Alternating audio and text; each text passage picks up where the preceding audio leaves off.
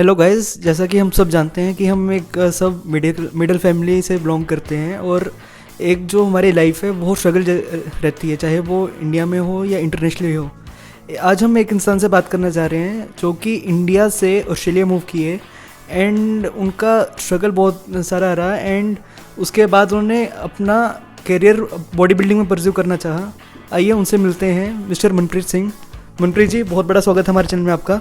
Thank you very much sir. तो अभी आप हमें बताइए कि आपका जो इंडिया से ऑस्ट्रेलिया किस पर्पज़ के लिए आप पहले आए इधर?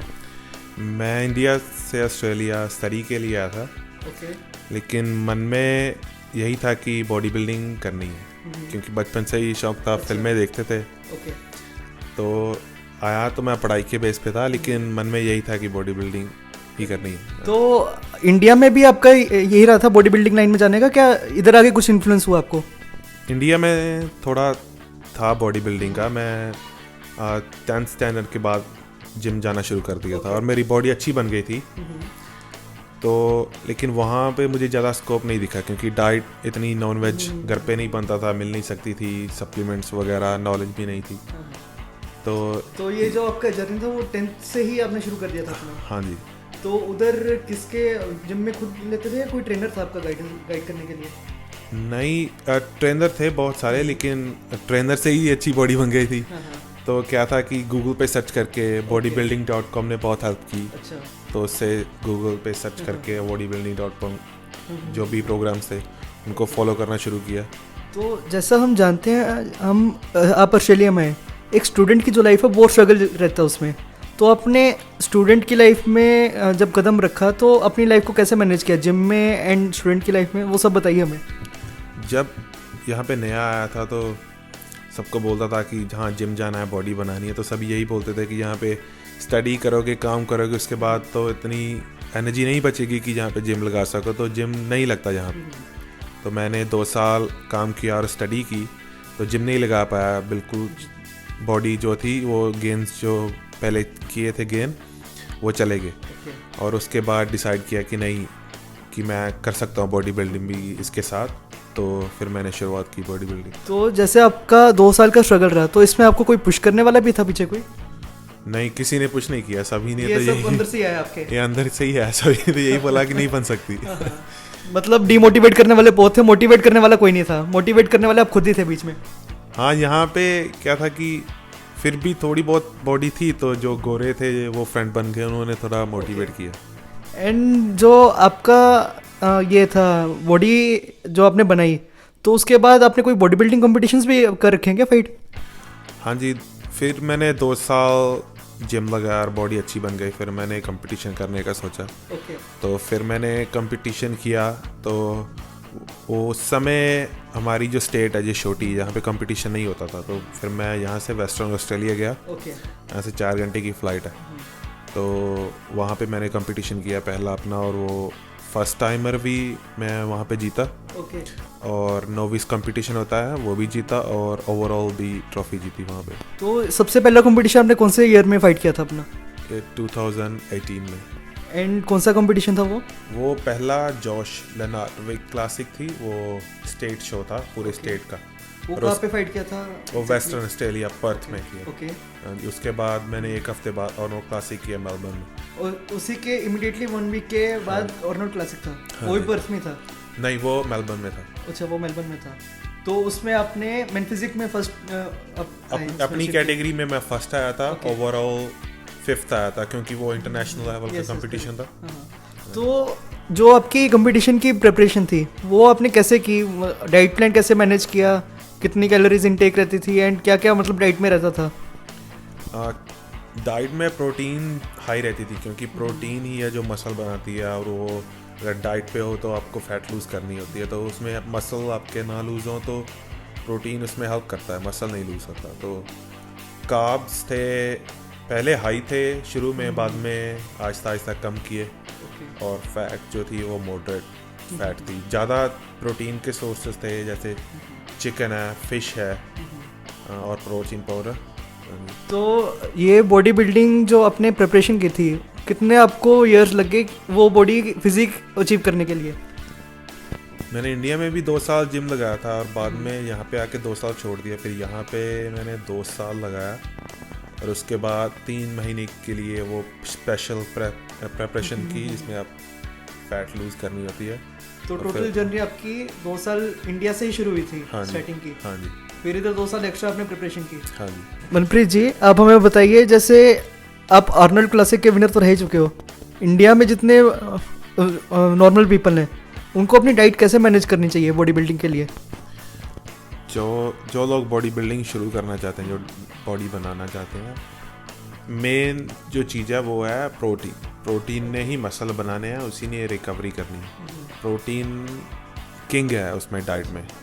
तो प्रोटीन क्या है कि हर 3 से 4 घंटे में आपकी बॉडी को चाहिए, 2 से 4 घंटे में, क्योंकि आपकी बॉडी प्रोटीन को स्टोर नहीं करती, आपकी बॉडी कार्ब्स और फैट्स को as a source of energy store करती है।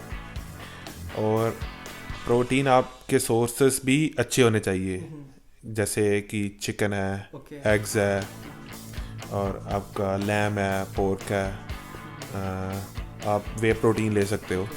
तो जैसे आपने 2 प्रोटीन के शेक ले लिए दिन में, तो एक बार आपने अंडे खा लिए, 2 बार आपने चिकन खा लिया, तो आपका पूरा, तो आपके जो कार्ब्स के सोर्सेस हैं वो भी ऐसे होने चाहिए कि उनका ग्लाइसेमिक इंडेक्स जो है वो लो होना चाहिए, हाई होना चाहिए, सॉरी। वो कैसे हम क्लासिफाई कर सकते हैं? हाँ, क्योंकि जैसे अगर आप चावल खाते हो, आप ओट्स खाते हो, तो वो स्लोली डाइजेस्ट होते हैं आपकी बॉडी में और आपका ब्लड शुगर लेवल बढ़ता नहीं है। तो अगर आपका ब्लड शुगर लेवल बढ़ेगा तो वो आपको एकदम से एनर्जी तो देगा, बाद में आप क्रैश हो जाओगे।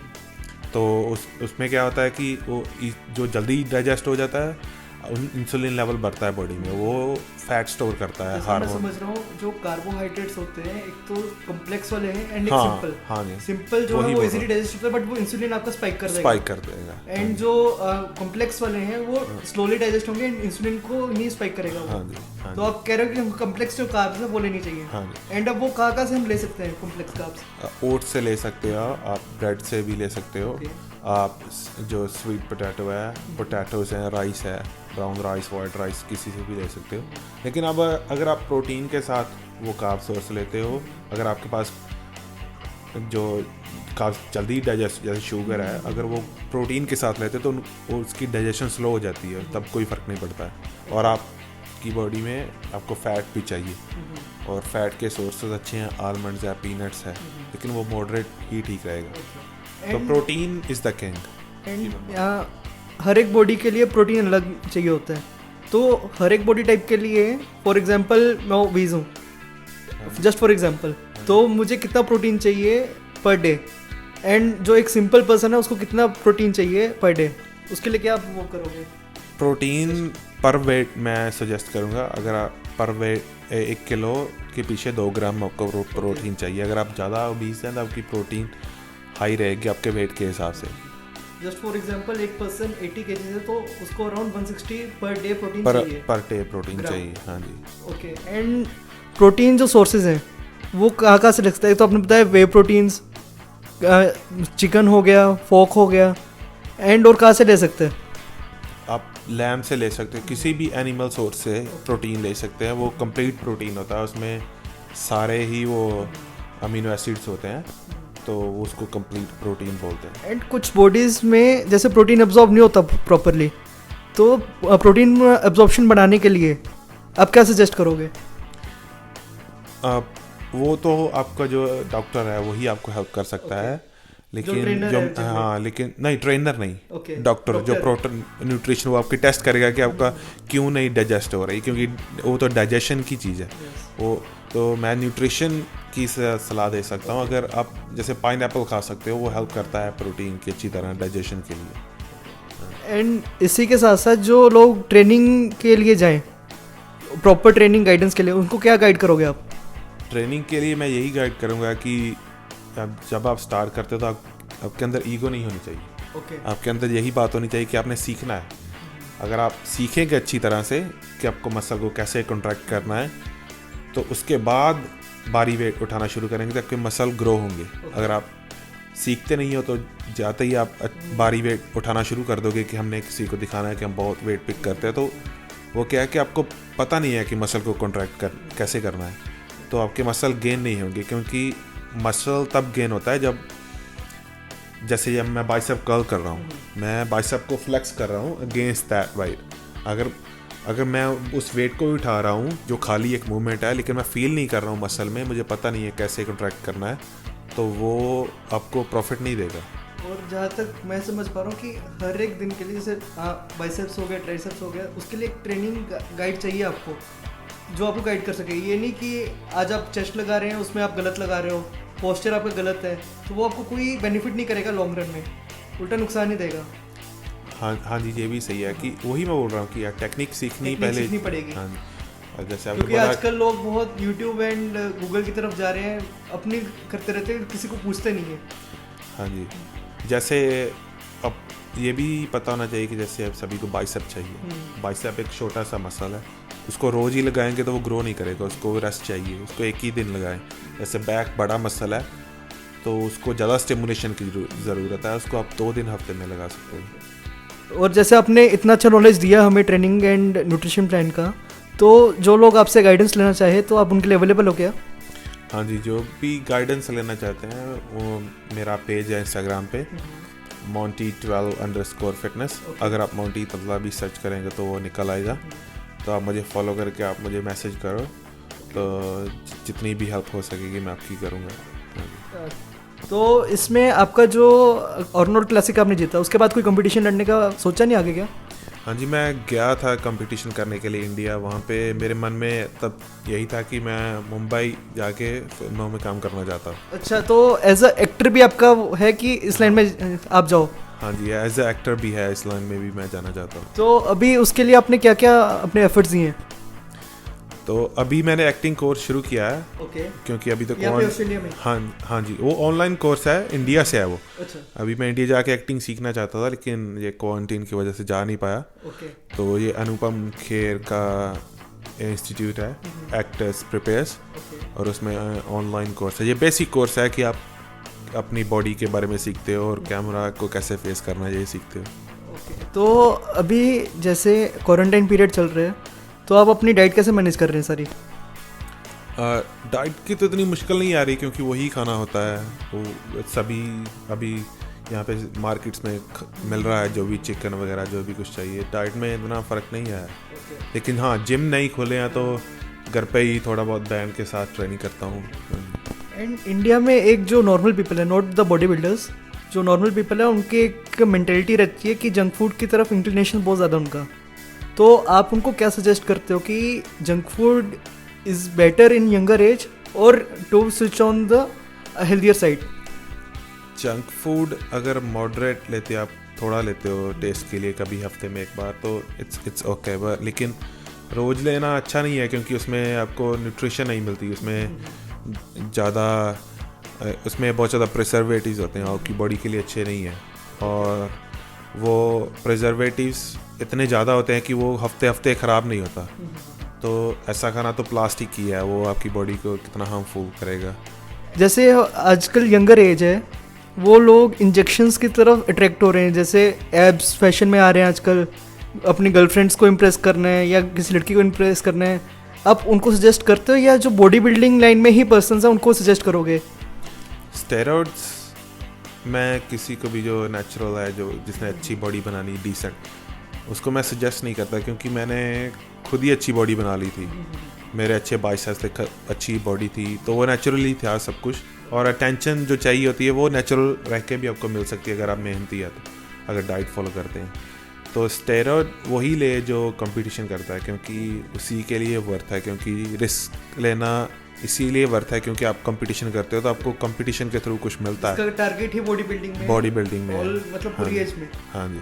एंड लास्ट में हम आपसे ये जानना चाहेंगे, अपना इंडिया में कंपटीशन और ऑस्ट्रेलिया में कंपटीशंस, आपको कुछ डिफरेंस लगा क्या?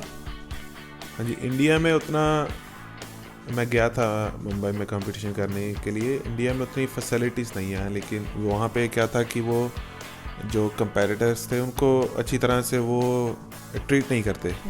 कि जैसे मैं टैन करने के लिए गया तो उनके पास अच्छी टैन नहीं थी। कोई उनका वो नहीं था कि proper procedure, proper time table नहीं था कब क्या होना है। ऐसे ही सब कुछ हो रहा था। तो वो क्या होता है कि कंपटीशन एक बड़ा दिन होता है, आपकी 3-4 महीने की मेहनत है, तो आप उसको कंपेटिटर को इतना कंफ्यूज करेंगे तो उसकी बॉडी पे असर पड़ेगा और वो उतना अच्छा परफॉर्म नहीं कर पाएगा स्टेज पे। यहाँ पे सब कुछ अच्छा है, सब कुछ टाइम पे होता है, आपको पता है क्या होने वाला है।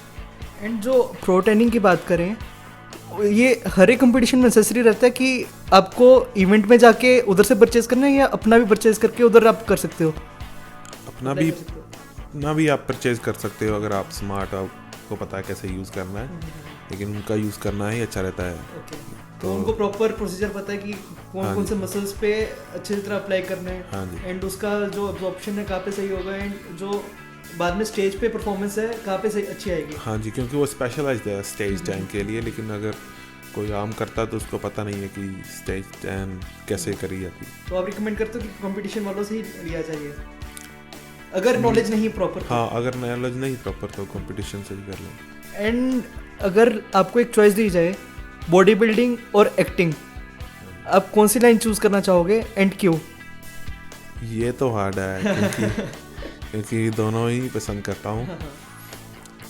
अभी तक क्या था कि बॉडी बिल्डिंग में सब कुछ कर लिया है जो कुछ करना था, क्योंकि मैं बहुत बड़ा बॉडी बिल्डर जो होता है वो नहीं बनना चाहता हूँ, क्योंकि उसमें बहुत रिस्क रहता है, बहुत हेल्थ फैक्टर का, आपको बहुत ज़्यादा स्टेरॉइड यूज़ करने, उस लाइन में मैं नहीं जाना चाहता। जो करते हैं आई रिस्पेक्ट देम, लेकिन मैं नहीं करना चाहता हूँ। तो बॉडी बिल्डिंग जर्नी में आगे जाने के लिए कुछ ज़्यादा देखता नहीं हूँ, तो इसीलिए एक्टिंग में बहुत कुछ कर सकता है, इसीलिए एक्टिंग ही चूज़ करूँ। तो अभी हम क्या एक्सपेक्ट कर सकते हैं कि आप कब बॉलीवुड में एंट्री कर सकोगे अपनी?